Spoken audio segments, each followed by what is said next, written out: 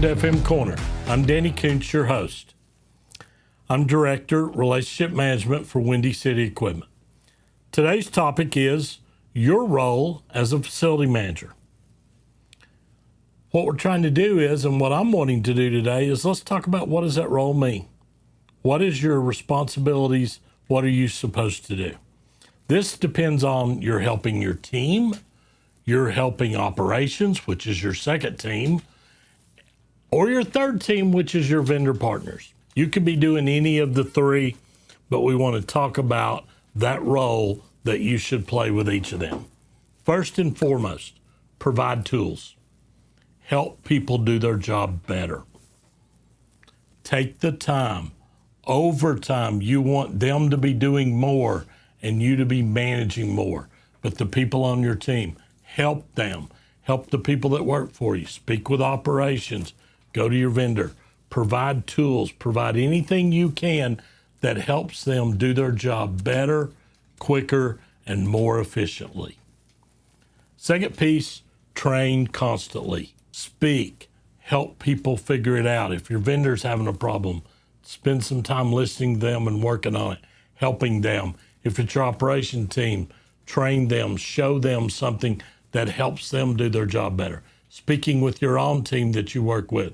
What can we do better? How can I provide that? How can I show you things that I've learned through my years as a facility manager to help you do the job? Third, do your best to always keep your actions positive. Sometimes that's hard, but always applaud effort. If someone on your team, if your vendor tries to do something, if your operations team member is trying to do something, if they have the right interest at heart, you need to applaud them for that. Then you can coach them, then you can teach them what goes on. But if they made the effort to try to do something to handle the problem on their own, don't shoot at them. Help them learn how to do it better the next time. But applaud them for taking the time to try to do it on their own. Fourth, support them, comfort them, pat them on the back. If it didn't go right, hey, it's okay. I made the same issue. I've made that same mistakes many times. At Ruby Tuesday for years, I always tell the story. The mistake you made today is nothing. I once ordered 12,000 yards of carpet instead of 1,200. That's a lot of carpet for one store. That's a big mistake. And when it rolls up on your dock, it's uh-oh. So everybody's going to make them. Everybody. Help them, teach them, listen, and then talk about what went wrong and what can be better the next time. You're constantly teaching. That's one of your major roles. Listen to your people, listen to the operations team, and listen to your vendors. And when you get done with that, listen again. They're going to tell you things that will help you make better decisions, but you got to listen. And sometimes listening is you may have a team member that's had a really bad day or something really went wrong, and they come into your office and they're all over the board. Forget the noise piece. Listen for that one or two sentences that really matter. What's at the heart of the problem and what am I going to do with it? Don't worry about the rest of it. You're dealing with a vendor. They're really upset. Maybe there's a problem between the operations team and the vendor. Listen. Listen again. And find those pieces that are going to help you help them the best with the decision. Coaching, provide feedback. Not, you did this wrong. Let me help you. I think there's a way that we could be better on this.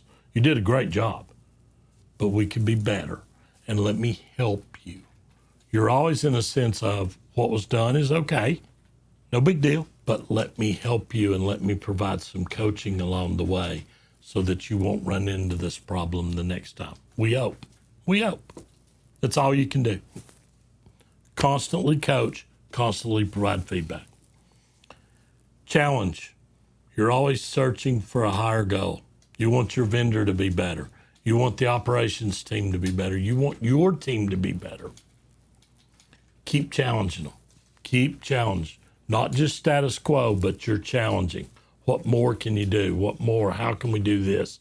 We're really good at it, but I want to be better at it. How do we do that? Keep challenging them, move them along. Don't let it get stagnant at any point. And the last one is explain the big picture. Everybody may not want to hear it, but a lot of people do. Take the time to explain. Here's what I did. Here's the decision I made.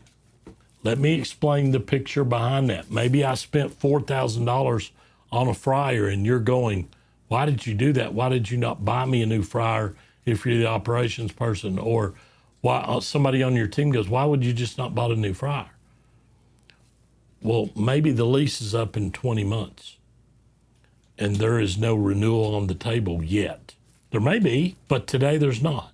So I don't want to spend twice the amount of money if I have a lease that's dying and we may or may not stay.